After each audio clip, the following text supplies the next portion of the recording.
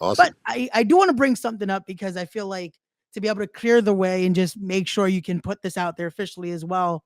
Um, as the internet is, once something is put out there, the rumor mill starts.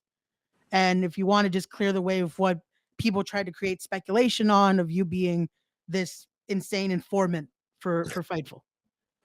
Yeah. So what happened is the first, the first, like hours after I Yeah. was released, right? I'll give you the exact timeline. Hours after I was released, um, no, I'm sorry, I'm telling my own story wrong. I wasn't released. Yeah. I was told that my contract was going to expire. Okay. That didn't happen until Friday the 28th, which has come and gone since. But the day that I decided to announce this was the day before, on Thursday, June 27th. Yes. Um, I decided to post that around 10 a.m. and sometime around maybe 11 or 11:30, that's when I started getting inundated with requests, right? I was contacted by Tommy Dreamer for Busted Open Radio, which I'm doing shortly, tomorrow, I think. And I was contacted by Sean Ross Sapp, who works for Fightful. And I know that Fightful has tons of subscribers and lots of so I'm trying to, right, prioritize uh, viewership and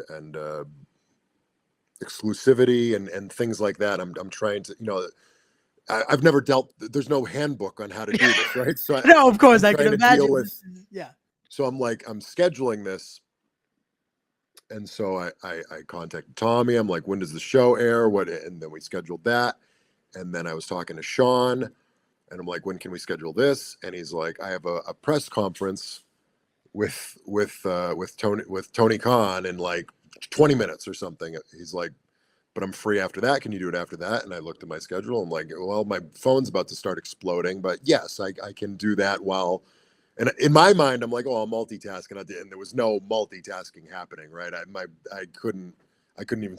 In hindsight, I should not have done it when I did, because it ended up eating up a big important chunk of my day, and I ended up having to push back responses forever. But that's what I decided to do in that moment. I decided to take it. I just told him I would love for this to be the second interview that happens for me. I would love for the first to be my live stream tonight, that I do my own personal live stream with my friends, the MXM, the former Maximum Male Models. I'd love for that to be the first time that anybody hears from me, because that stream is what's gonna keep going after all this dies down. It's what's I need to bring in viewership. I want that to be the focal point of people hearing me for the first time. But I'd love for yours to be the second. If we could record this now and then we'll air it tomorrow. And he said, yeah, that's absolutely fine. That sounds perfect. So I talked to him. I had a good long conversation, like 90 minutes to 2 hours. It's on YouTube right now because, like, he kept his promise and he posted it the next day. When I was on the MXM stream, it wasn't even that obvious because I've watched it back since all of these allegations, quote unquote, allegations came out. Yeah.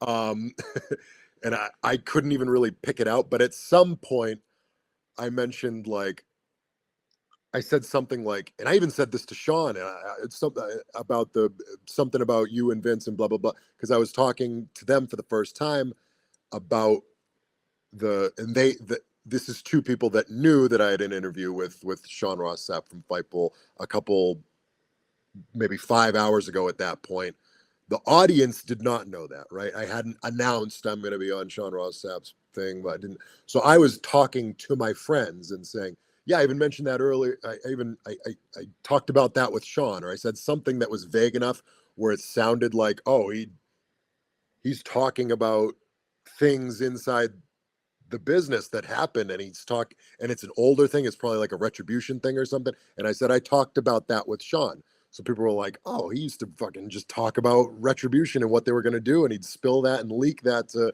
Sean, who works for Fightful, and he worked for Fightful back then and whatever. Just to clarify, no, I did not leak things to Fightful. I did not I did not speak industry secrets and No. tell him finishes and whatever thing you think I was doing. I didn't do any of that. I literally was just referring to a podcast Yeah. that I recorded a few hours earlier. And then somebody posted this on Reddit, of all places. There was like a thread on probably Squared Circle, I assume, and somebody in the comments said, "Oh, he even admitted on the MXM stream that he used to leak to Fightful." I'm reading this. I'm like, what are you talking about? And it was upvoted like 100 times, and somebody screenshot that and put it on Twitter and said, "Here's the hard evidence that this happened because someone on Reddit said that it happened, and they listened to the podcast, but I didn't have time to listen to it. But I promise you, they're probably right."